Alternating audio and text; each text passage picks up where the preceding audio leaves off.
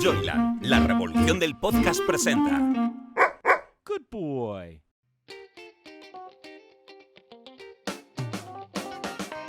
Después de trabajar muchos años en el mundo editorial, Carmen Fernández de Blas nos revela en su podcast ¿Quiero un libro tuyo? Anécdotas, secretos, historias curiosas o divertidas que se esconden tras la publicación de un libro.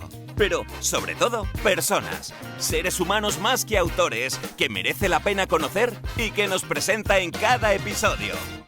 Hola, soy Carmen Fernández de Blas y esto es Quiero un libro tuyo. Hoy nuestro Quiero un libro tuyo se va a poner muy divertido y muy histórico. Parecen cosas diferentes, pero no. Vamos a conjugarlas con alguien que ha hecho de su vida un arte. Se llama Javier Santamarta y él se define a sí mismo como politólogo, historiador y bon vivant. Yo me quedo sobre todo con lo de bon vivant, pero vamos a hablar de su vida, de su historia y de muchos libros que seguramente han escuchado, han oído y si no, deberían conocerlos porque nos acercan mucho a la historia de España. ¿Cómo estás, querido Javier? Bueno, pues encantado de que me hayas invitado, además a un podcast que a mí me gusta mucho. Te lo he estado escuchando además desde que empezó. O sea, es un oyente fiel. Sí, completamente. Yo además me lo pongo ahí aprovecho en el coche, en el paseete o perruno ahí por la herrería. Y además, para colmo, me ha subido ya a historiador. Yo solamente digo que soy divulgador histórico, que no es mala cosa el ser divulgador histórico, porque nos nutrimos de los historiadores para divulgar muchas veces la historia que a lo mejor no llega. Porque a lo mejor hay grandes historiadores. Yo tuve una gran profesora que fue Carmen Iglesias, que es la directora de la Real Academia de la Historia, a la cual le tengo mucho aprecio y mucho cariño, pero es verdad que sus libros son densos. O sea, los libros suyos son buenos y es una mujer con un conocimiento tremendo, pero a lo mejor esos libros para el gran público no llega. Y yo recordaba que efectivamente ese tema de divulgación, pues como hacía incluso Carlos Fisas, o luego más tarde pues alguien como Cebrián, con La Rosa de los Vientos, pues se había quedado un poquito de lado, ¿no? Y la verdad, pues empecé a hacer algo que es lo que me hubiera gustado a mí leer, y para que lo leyera gente, y también pasándoselo bien, claro. Bueno, pero te documentas mucho. De todas maneras, me gustaría que contaras cómo deviene un politólogo, que ya el nombrecito tiene lo suyo, sí, la verdad que sí. Que además ha pasado por los Balcanes y por la guerra, y cómo vuelves a España y decides apostar por lo que a ti te gustaba siempre, como dices, que es la divulgación histórica. Y también la comunicación. Y la comunicación. Sí, la verdad que yo incluso empecé en un periódico, más que regional, de la Marina Baixa, de Benidorm, Canfali, que era un sitio así, porque a mí me gustaba ser periodista. Y yo creo que alguna, pues que habíamos hablado de mis ganas de estudiar periodismo. Y claro, en aquella época, además yo con 17 años todavía, ni tenía ya tenía ya una especie de bigotillo, ya, pero ya incipiente. Y los que estaban ahí, los veteranos, que eran todos de la época de Pueblo, la gente de Agencia F, me decían, ¿qué? ¿Estás haciendo las prácticas? Y yo digo, ¿qué vas? Y ni he empezado la carrera. Nada, hombre, esto es una profesión y tal, y no sé qué. Y eso de ciencias de la información, esto lo veían así de una manera muy rara. Y la verdad es que yo estaba muy orientado a la ciencia de la información o a hacer historia. Mi hermano pues quería que hiciera derecho porque bueno, él se había metido en esa escuela. A mí el derecho no me terminaba de gustar. Y al final llegué a ver de pronto el temario de ciencias políticas del momento y me pareció muy interesante porque daba historia, dabas derecho, dabas un poquito de todo. Y entonces continúa ello. Pero la idea, de ser politólogo, que es verdad que siempre tienes que explicar que no es que hables muchas lenguas, ni nada de los pies, ni nada de esto, es una cosa rarísima. Hasta que no llega Pablo Iglesias y tal, en fin, yo creo que nadie se ha enterado de lo que era ser un politólogo, y ahora tampoco lo saben la gente. Pues de pronto yo acabo, de una manera tontísima, en un llamamiento que hace la Unión Europea, que era también la idea que yo tenía de ir trabajando para la comisión, a los Balcanes, en pleno conflicto, en el año 93, y allá que me embarco. Y ahí acabamos en un grupo multinacional, franceses, españoles, italianos, militares, civiles, pues en una misión de ayuda humanitaria, y al final en Balcanes acabé 5 años, acabé también en Bruselas, también para las crisis de Grandes Lagos, la de Ruanda-Burundi, para la crisis de Sudán. Y la verdad que aquello pues fue apasionante, pero quema mucho. Es verdad que quema mucho, y en un momento dado pues volví para España. Y volví pues un poco, pues tan tocado como a todos. De hecho, una de las ideas mías era intentar también transferir esta esta situación mía, pero la verdad que cuando luego vuelves, la gente no sabe hacer contigo, ¿no? Eres una persona muy rara, eres un cooperante, pero que ha trabajado en la Unión Europea. Te encuentres desubicado. Desubicadísimo. Acabé en la Fundación Ortega y Gasset, afortunadamente, y ahí empecé a hacer cosas también de gobierno de administración pública para América, empecé a viajar por toda América, yo iba haciendo unas cosas muy raras ahí, que ya no sabía ni lo que era, y en un momento dado, pues empecé pues por una tontería, empecé a hacer una colaboración por un tema de que en la radio pues había un amigo, Pedro Madera, y Elia Rodríguez, que había sido alumna mía en algo que había empezado a ser, que era profesor de la Escuela de Guerra, porque nadie preparaba a los cooperantes. Yo empecé a hacer también cursos para los cooperantes, sobre todo la gente de ayuda humanitaria, para saber qué se iban a enfrentar allí y que en qué situaciones. De hecho, incluso preparé unos libros que era La cooperación entre lo civil y militar, que lo dirigí, y otros sobre quién ayuda a los que ayudan. Porque nadie piensa que la gente que ayuda se nos va la pinza, mucho. O sea, claro. Entonces, ¿quién ayuda a las que está ahí? A la gente que en un momento dado, bueno, yo recuerdo un cooperante que era además, era antimilitarista, o sea, era un que había sido insumiso. Bueno, pues ahí todos nos cogíamos una familia como para ayudarla, porque aunque estuvieras a lo mejor campos de refugiados y cientos de miles, parece que necesitabas focalizar aquello. Eso es muy humano.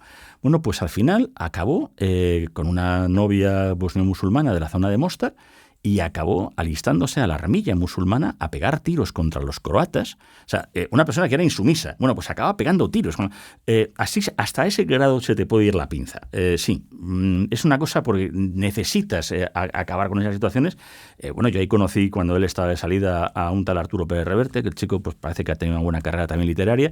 Él salía muy quemado. Yo me acuerdo que era corresponsal de guerra. Y Balcanes yo creo nos marcó mucho a todos, porque es que Balcanes era como estar en casa. Todo el mundo sabía dónde era España, de dónde eras, leían a Lorca, al Quijote, sabían cuántas competiciones de fútbol no ha habido. Entonces, y los veías y diciendo, si estos son nosotros.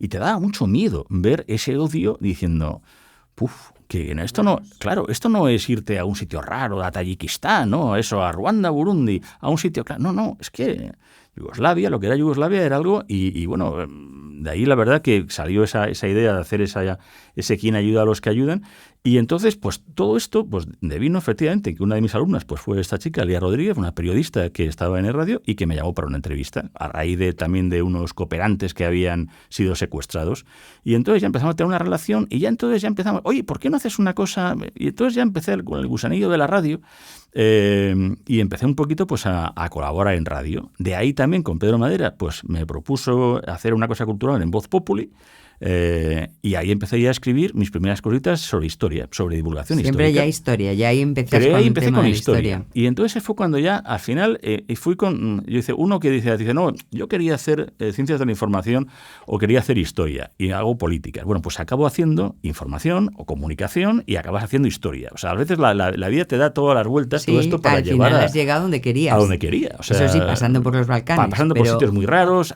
incluso estando de asesor, estado de asesor de algunos políticos y todo el tema, en fin, haciendo un poco de politólogo, que valemos para un barrido, para un fregado, eso está bien. Somos los únicos expertos en ideas generales, somos gente práctica, no valemos para nada y para todo. Y acabo con esta divulgación. Y entonces ya empecé a tener incluso un programa propio, que era la Biblioteca del Profesor Santa Marta en Gestión a Radio, y ahí empecé a tomar contacto con las editoriales y con gente del mundo editorial, y empecé pues a Fernando Martín del Aire, Carlos Canales, Leonardo Arsenal, gente que tenía un poco, y entonces surgió también ahí un proyecto de un libro con Fernando Rueda, que además ha estado en este podcast también. Muy amigo. Y le conocí ahí a raíz de un libro que se llamaba Máximo Secreto, que eran 13 historias de espías y tal. Y entonces yo hice mi primer relato, que se publicó junto con todo este grupo de Ana Grau, en fin, que estaban ahí todos metidos. La verdad que fue una cosa muy curiosa, y ya pues me fui metiendo más en el mundillo editorial, hasta que al final diciendo, oye, y todo lo que además he estado escribiendo, ¿por qué no lo intento poner en un libro? Y la verdad es que mi primer libro, porque era una idea sobre el tema de mujeres de la historia. Y en ese momento dado, pues como no me veía nadie y tal, que lo veía interesante. Y luego hice uno que era todavía más raro, porque era la aportación de España al humanitarismo, que de primera sonaba muy extraño. Porque ahí estaba Balmis, pero era una mezcla de las Bueno, pero es un libro, sí, ya sé cuál. No, el libro, el Siempre Tuvimos Héroes, ha estado funcionando. O sea, lleva 6 ediciones héroes. O 7. Sí, y ese libro tiene varias ediciones, sí, funciona muy bien. Hombre, yo creo que al final nos recordaba los héroes de la historia de España, que estamos muy necesitados de saber de historia. Yo creo que de ahí es donde tú has encontrado tu hueco. Y sobre todo que lo encontré también por haber estado fuera, porque yo estaba fuera en ese mundo internacional y te dabas cuenta que nos valoraban incluso más fuera que aquí. que dentro. Y nos Claro. decían cosas, pues eso, de pronto diciendo, mira, esa es la fortaleza española, cuando estaba precisamente en Balcanes, y decía, la fortaleza española, ¿de qué me hablas? Sí, mira, esto, Montenegro, una fortaleza española. Bueno, pues es la de Cernovi, que es donde estuvo el sitio de Castelnuovo, que es uno de los momentos más épicos de la historia de España, de los tercios ahí sitiados. Yo no tenía ni idea de Castelnuovo, porque todas estas cosas decimos, no, es que ahora con la LOCSE, no, ni en la EGB sabíamos quién era Blas de Lezo, ni Bernardo de Galvez. Efectivamente, No Blas de sabíamos. Lezo. O sea, se ha puesto Y muy de Bernardo moda. de Galvez, es verdad. Y te dabas cuenta que fuera nuestra historia la valoraban más o te comentaban cosas y yo decía, oye, ¿qué necesidad? Y es verdad que yo a lo mejor me vi un poco hacia esa cosa del humanitarismo por la época que yo había estado viviendo. Entonces, pues busqué la primera misión humanitaria que fue en Vietnam, durante la guerra de Vietnam. Nadie recuerda que tuvimos soldados en la guerra de Vietnam haciendo una misión sanitaria, pero de una manera increíble. O sea, la expedición Balmis y a Isabel Zander es muy conocida ahora. Hombre, había una novela muy buena de Javier Moro, pero se quedó un poco eso en aspectos que no eran tan conocidos como yo creo que están siendo cada vez más ahora. Claro, es que yo creo que una de las claves que nos pasa en España es que no conocemos la historia y creo que un pueblo, como decía la frase, que no conoce su historia está condenada a repetirla. Entonces yo creo que la aportación de la divulgación histórica en España con autores como tú y como otros, por supuesto, y con programas de radio y con otra cosa que tienes, que es tus notas del espía mayor del reino en el periódico ABC, donde escribes también habitualmente. Yo creo que eso es interesante porque los historiadores, además, en España son muy académicos. Claro. Y por tanto no llegan al público generalista. O sea, yo como editora siempre he buscado divulgadores. No historiadores para un público generalista no te sirve, y sobre todo buscando temas que tengan también un punto de actualidad. Claro. Yo creo que tu libro de Siempre tuvimos héroes o tu libro de ellas... El de Siempre estuvieron ellas. Siempre estuvieron ellas, que es otro homenaje también en la historia a las mujeres más importantes, o este que te he publicado yo en su momento, el de las fake news del Imperio Español, que yo creo que es un libro que ha tenido un éxito bárbaro, porque hablando de las fake news, que ahora todo el mundo habla, todo es fake, todo es tal, y resulta que el Imperio Español ha tenido muchas, y me gustaría que incluso repasáramos algunas, porque es muy, muy, muy divertido eso, y ahora saca otro libro, creo recordar que se llama Esto no estaba... En mi libro de la Primera República. Entonces, de alguna manera, yo creo que encontrar gente que nos recuerde la historia y que nos recuerde los personajes de la historia es muy interesante para los lectores. Pero tiene que ser de una manera amena. Claro, yo he intentado, supuesto. Incluso en los libros, en los de ellos, o en el de héroes y ellas, que muchas veces le decimos, aunque también en el de héroes hay mujeres, recrear situaciones para que la gente lo viera vivo. O sea, viera a esos personajes que no... la situación, no sé, cuando Sofía Casanova llega de pronto a entrevistar a Trotsky y va con su ama gallega de toda la vida, ¿no? Pues el diálogo que hacen entre ellas. Claro. O sea, intento a veces recrear, a veces hay situaciones, pero que no que parezca también una biografía de tal persona nació en tal sitio, no. Personas, incluso hubo un momento dado en que cuando hablé de la precursora de las tablets, realmente más que del libro electrónico, que es Ángela Ruiz Robles, pues yo recreaba ese momento dado que ella estaba con sus hijas y cuando arrobaba a su nieto, y de pronto en la primera presentación que hice del libro, resulta que me encuentro con una persona del público que me habla, me dice, no, es que me ha sorprendido el título y es que está mi abuela. Y lo he leído y es que ese nieto del que usted habla es que soy yo. Qué bonito. Y de pronto encontrarme con alguien que yo había recreado en cierta medida y él se vio reflejado. Entonces, a mí me pareció fascinante. O con la visión sanitaria, el general Velázquez, que ha fallecido además no hace mucho, que en aquel momento era no sé si teniente médico, lo leyó y me llamó desde Ceuta, que es donde estaba ya retirado. Bueno, pues emocionado de haber visto, haber recreado esa situación. Y entonces eso hace que también el lector se encuentre con algo que sea divertido. Y claro, es verdad que cuando... Claro, me dijiste que harías un libro mío, como se llama este podcast. Por supuesto, es que claro, por eso está aquí mi querido amigo. Claro, estábamos dando efectivamente algo que esos bulos, esas fake news, que estaba muy de moda. Pero claro, la cosa diciendo, bueno, pero otro libro sobre las fake news o sobre la leyenda negra, ya había mucho publicado. Sí. Y entonces es cuando empezamos a hablar, la verdad que el título se te ocurrió a ti, el de las fake news, que es verdad que en un momento dado que estaba muy de moda, y yo lo que busqué era decir, dice, bueno, pero me dejéis entonces que lo haga gamberro. Porque además lo he hecho muy gamberro. Y además me dejaste que lo hiciera gamberrísimo. O sea, es que tiene que ser así, porque además, si tú empiezas a hablar de la historia y le das la gracia, que en ese sentido yo creo que es un hallazgo, o sea, es una cosa que tienes tú muy buena, y es darle precisamente algo divertido al tema de la historia. Y compararlo, o sea, si lo comparamos con lo de ahora, ¿qué pasará cuando escriban las fake news del sanchismo? Puede ser tremendo, pero claro, y además y en los libros siempre doy alguna cosa de actualidad, siempre lo recojo de alguna manera en que la persona que lo lea, bueno, pues se sienta un poco o reflejada o vea un poco qué situaciones. En este libro de fake news, pues cito desde Pablo Iglesias o bueno, por ejemplo, en el de la Primera República he llegado a citar a Carmen Calvo. O sea, porque bueno, son situaciones que te lleva a que el lector también se lo pase bien, lo lea. Hay quien no le gusta, hay quien dice, no, es que a mí lo que me gusta es la historia pura y dura. Bueno, pues ahí tiene historiadores. Claro. Hay historiadores como Juan Pablo Fusi, por ejemplo, que ha intentado hacer un tipo de obra más breve, más corta, para a lo mejor gente, pues, pero que hoy en día yo creo que tenemos que salir de nuestra campana de eco. Y eso yo me di cuenta cuando empecé a presentar el libro. Yo al presentar el libro, yo me di cuenta y yo digo, tampoco puedo hacer una presentación de un libro que además va con el Duque de Alba, con unos niños cortando en la calle. Es que además la portada es muy buena. El portadista hizo un trabajo magnífico, con la idea que yo había hecho sobre la base de un grabado original del momento dado sobre el Duque de Alba comiendo los niños y esas cosas. Bueno, pues hicimos una portada que llama mucho la atención a la hora de verla. Entonces, pero claro, y además yo recuerdo que a la hora del editor diciendo, oye, la cuarta de cómo hacemos y tal para... Claro, porque es que explicar todo esto diciendo... Claro, y al final, pues, se nos ocurrió, pues eso, de pruebas inequívocas de que la Inquisición española mató a Manolete y fotos inéditas tomadas del natural del Duque de Alba comiendo niños crudos. Y al final la gente dice, bueno, ¿esto es de cachondeo o no? No, es muy serio. Porque eso es el problema que muchas veces no han entendido la academia. Y los anglosajones, sin embargo, lo han hecho mucho mejor que nosotros. Sí, se puede ser riguroso y pasártelo bien. Y ser gamberro, sí. O sea, el académico inglés lo puede llegar a ser, se mete en recreaciones, aquí todavía está costando. Es verdad que vienen nuevas generaciones que yo creo pero las grandes figuras de la historia pues no han entrado en ello. Bueno, en España en la divulgación, en el mundo académico en general y no solo en la historia, nos pasa en la medicina y en otros, no se ha dado, pero ahora ya sí. Yo creo que ahora ya... Esto se está abriendo muchísimo. Pero hay que abrirlo también a que, por ejemplo... a raíz de esto también yo empecé a hacer unas jornadas en San Lorenzo del Escorial sobre la leyenda negra, que siempre vienen divulgadores, académicos, gente de redes, un poco de todo.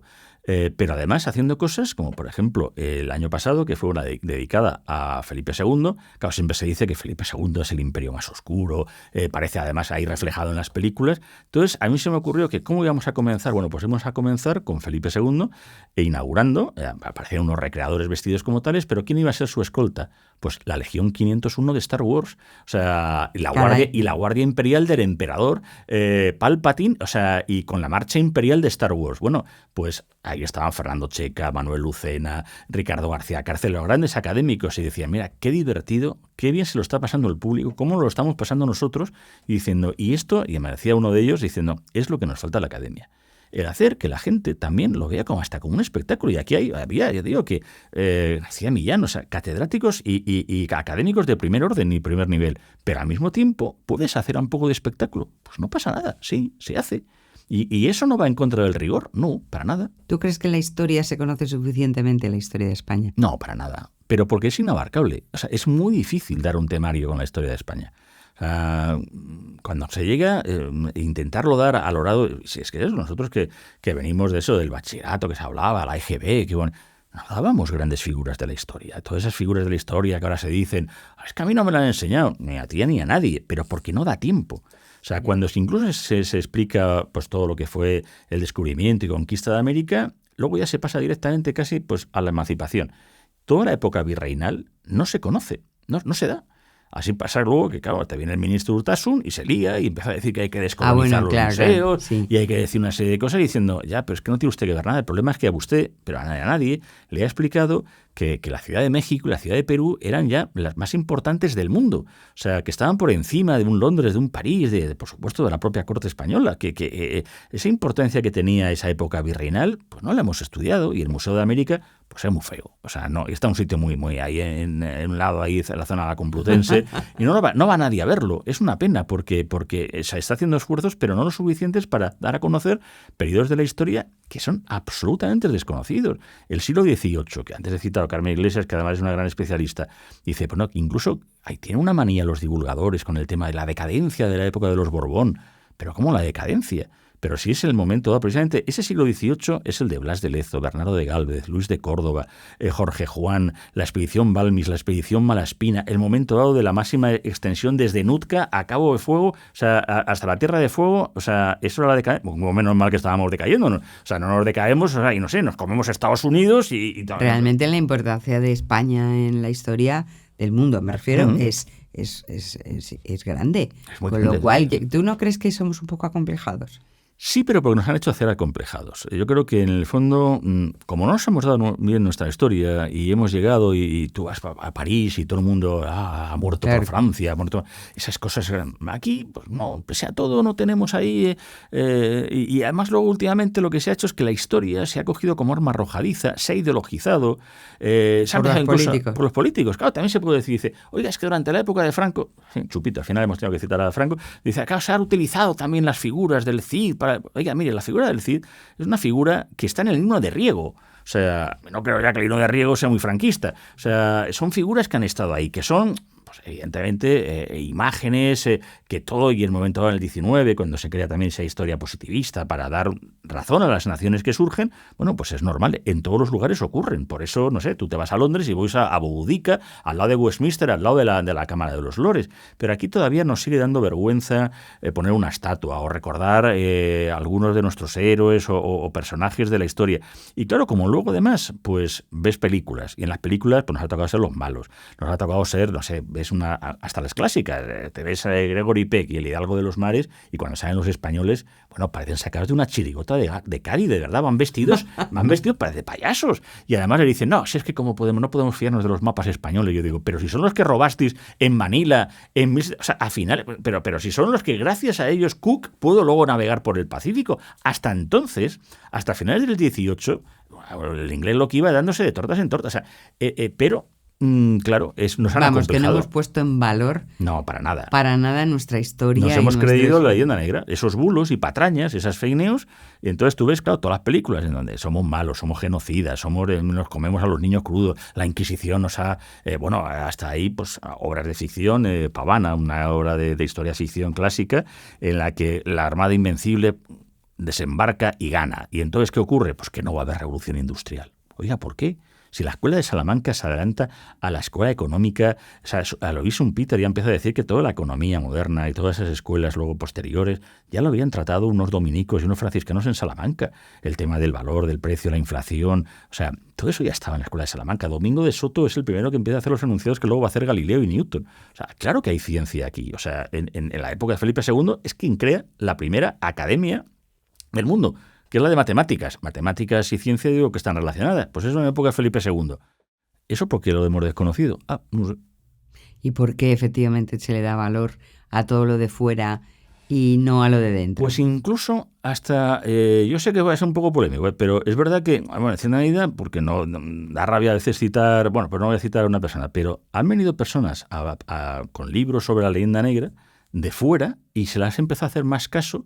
Y además con gente diciendo, claro, tiene que venir alguien de fuera para decírnoslo. Oiga, no, que llevamos unos cuantos escribiendo al respecto y hay muchos libros y muchas personas que han escrito. Ricardo García Cárcel, primero, que habla sobre el Felipe II y el diario del mediodía. Pero en fin, hay muchos autores. Enrique Martínez Ruiz con la biografía de Felipe II, Iván Vélez con su libro sobre la leyenda negra. Hay mucha gente que ya ha trabajado sobre el tema. Pero de pronto te viene alguien de fuera y aquí todavía tenemos un papanatismo diciendo, ay, este hombre qué bien, qué alto y tal, y viene de fuera y claro, nos está contando. No, oiga, o sea, que no cuenta nada nuevo que no estemos contando muchos otros. Claro, bueno, pero de le hecho, damos más valor. Con los escritores, con los historiadores ingleses ha pasado eso. Sí, pero o sea, porque que aquí no han había venido hispanistas. varios hispanistas que de repente, claro. Ha sido Stanley G. Payne o Henry Kamen o Geoffrey Preston. Parker, Preston. pero muchos de ellos eran fundamentales. Bueno, los hubo con anterioridad. Prescott también hay con anterioridad con la conquista de México y la biografía de los reyes católicos, pero es que éramos exóticos, era lo que nos pasó. El siglo XIX para nosotros fue también un veces traumático, pues salimos de la guerra contra el francés, hechos unas trizas, porque claro, ahí están los franceses y los ingleses que nos estaban esperando y con muchas ganas para dejarnos, pues eso, pero laminados. Y esa situación pues nos va a llevar, pues también ese siglo XIX, que es complicado para todo el mundo, porque Francia también anda con las suyas, y Alemania y tal, pero al final nos convertimos en ese sitio exótico donde la gente quería venir a ver bandoleros, donde Washington Irving se empieza a recrear esas cosas de los bandoleros de Sierra Morena, donde vienen Ford y todos estos a hacer esas imágenes, ¿no? Tan decimonónicas, que han creado ese mito de esa España es diferente, que luego al final Fraga se la acaba también creyendo para atraer turistas a Benidorm, pero está muy bien la cosa. Pero es que al final no es que seamos diferentes, somos, no sé si diferentes o no, pero nuestra historia es muy rica y eso es lo que no hemos puesto en valor. O sea, nos han visto un poco pues como alguien efectivamente sin la importancia que nos merecíamos, y nosotros nos hemos creído ese relato. Qué lástima. Y ahora, un poco para terminar, Javier, porque bueno, como podríamos estar hablando 1000 horas porque te sabes todo de la historia, sí que me gustaría que me dijeras cuál ha sido el mejor y el peor momento que tú ahora mismo recuerdas de la historia de España. El mejor y peor momento, pues nada menos. O sea, bueno, hombre, sí, yo creo que es verdad que hay un antes y un después en la guerra peninsular. La guerra de 1808 cambia, porque hasta el momento dado seguíamos teniendo una potencia, vamos, tremenda. O sea, Trafalgar tampoco es la gran derrota de la Armada, pero el problema es que lo que viene después de 1805 es 1808. Y la Armada se hace pedazos y se destroza porque está embarrancada y porque no tiene la realidad de la situación, además en que demográficamente pues es un destrozo sin paliativos y económicamente. Yo creo que ahí sí que hay un punto de inflexión en donde no se nos machaca y se nos está impidiendo un poco esa progresión que se estaba teniendo. Porque, insisto, el siglo XVIII yo creo que no es de decadencia. Habida cuenta que es que veníamos de un imperio que empieza en 1492, por decirlo así, que empieza ya muy pronto con una escuela de Salamanca, a establecer leyes, a hacer unos momentos dados increíbles. En ese siglo XVI, en la que se está con una capacidad, bueno, repartiendo el mundo, pues es entre una Portugal que estaba ahí, pero que acaba siendo asimilada también en época de Felipe II a lo que es esa monarquía hispánica, la monarquía que nace realmente, la monarquía moderna con Felipe II, que yo creo que es un momento dado álgido, porque es un momento dado en que se convierte en el gran imperio global. Esa globalización ocurre con Felipe II, con una moneda que ya es de cambio, que se establece comercio con la dinastía Ming, nada menos, y que desde China se empieza con el galeón de Manila que llega a Acapulco y de ahí luego se hacen las flotas de Indias. O sea, eso no lo está haciendo nadie en todo el mundo. Estamos teniendo todo el Pacífico comerciando con China, que como digo yo, además gracias a la primera expedición científica en época de Felipe II, que es la que trae el chocolate, y al galeón de Manila, es una cosa importantísima, que se traen desde China. Traemos, entre otras cosas, aparte del mantón, los churros, que es un invento chino. Tenemos el chocolate con churros. Porque unimos Asia con América para traerlo a Europa. Me encanta. Vamos, ¿qué mejor cosa? Bueno, o sea que lo peor, para sintetizar y acabar. Sí, yo creo que la guerra peninsular. Lo peor es la eso. guerra de la independencia, y lo mejor, Felipe II y su época. Yo creo que y sí. no en balde, tengo que decirles a todos los que nos están escuchando que por eso será que mi querido amigo Javier Santamarta se ha ido a vivir al Escorial, para recordar las glorias del imperio, es que es cada vez que se levanta por la mañana. Todas las mañanas yo ahí veo y tal, esa gloria del imperio, y en un sitio que es una maravilla. La verdad que no sabemos, incluso, pues eso, viajando, hay mucha gente que todavía me ha sorprendido diciendo, ay, pues no he ido nunca al Escorial, no he estado nunca allí. Pues si quieren conocer España y sentir ese imperio, sin duda, dense una vuelta por el Escorial y lean las fake news del Imperio Español, que también les va a divertir y les va a aproximar mucho a nuestra historia de España, que es tan rica. Espero verte pronto, Javier, si no es en el Escorial, en este podcast, cuando saques tu próximo libro. Espero y hablemos de más personajes de la historia. Encantado, muchísimas gracias a ti. Hasta luego. Si te ha gustado este podcast y quieres más información, síguenos en nuestras redes sociales, @somosjoyland, o en nuestra web, joyland.es. No olvides darle al botón seguir para enterarte de nuevos episodios. Quiero un libro tuyo es una producción de Joyland. Dirección y guión, Carmen Fernández de Blas. Producción ejecutiva, Hernán Zin. Dirección de producción, Ainhoa Martín. Locutado por Fernando Simón. Diseño de sonido, Alberto Cerro. Diseño gráfico, Julia Cernuda. Edición de vídeo, Lorena Gracia. Dirección comercial, Alberto Rojas. Producción Wowland, Fernando Pastini. Redes sociales, Sergio Corredor. Una idea original de Hernán Zin. Joyland, la revolución del podcast. Una empresa del grupo Wowland.